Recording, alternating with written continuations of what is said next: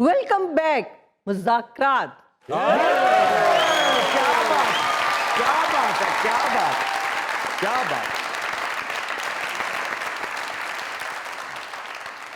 अच्छा, जिस वक्त में आपने करियर की शुरुआत की, जी जी। उस वक्त में लड़कियों के लिए इस काम में आना बड़ा मुश्किल होता था। आजकल तो बहुत आसानी है। नहीं, आसानी नहीं है, आजकल तो पैसे दे के आ रहे हैं लोग। पैसा देके मैं समझा नहीं बात। भी देखें, पहले परमिशन नहीं थी। अब मतलब अगर कोई शोबिज़ में आता भी था तो लोग कहते थे अल्लाह क्या होगा, फैमिली वाले जो हैं हमें अलहदा कर देंगे, ये हो जाएगा वो हो जाएगा।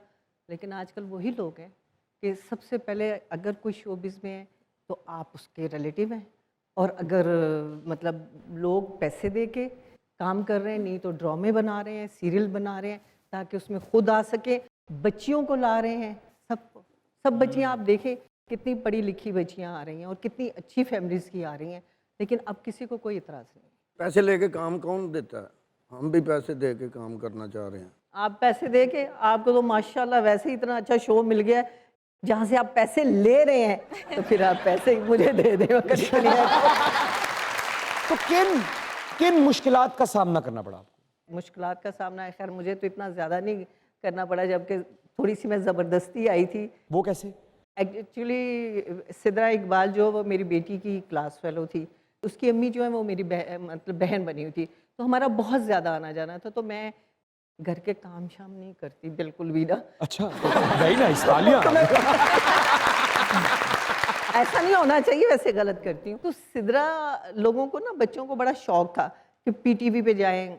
उनकी अम्मा जो है नुज़रत जाती नहीं थी, इकबाल भाई लेके नहीं जाते थे, दोनों का चलो गजाला आंटी को लेके चलते हैं, ये जाएंगी तो हम भी जाएंगे। अच्छा। तो इस तरह मैंने रखा। लेकिन जब मैंने पीटीवी का माहौल देखा, बहुत सख्त माहौल था।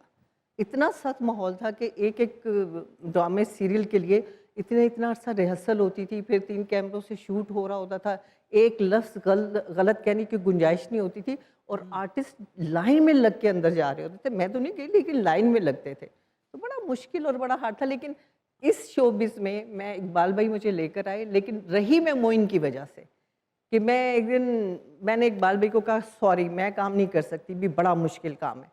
मैं एक आराम तलब औरत, तभी तो मोटी थी इतनी ज़्यादा, अब कमज़ोर हो गई हूँ काम कर कर के।